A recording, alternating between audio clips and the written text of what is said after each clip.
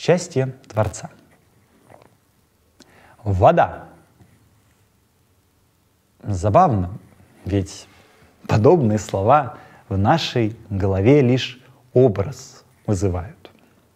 И тут поэт себе возомневает: я расскажу вам правду, всю сейчас о нем, воздвигну города, открою реки, солнце сдвину.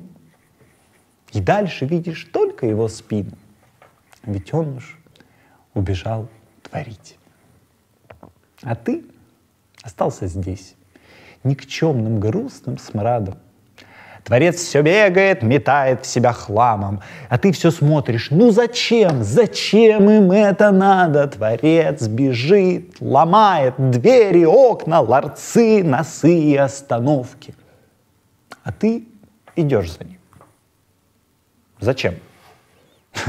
Ведь можно было быть простым же семьянином, оклад иметь хороший, сына, дочь или чего бы там хотел ты.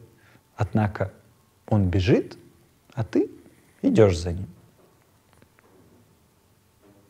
И вот он пал.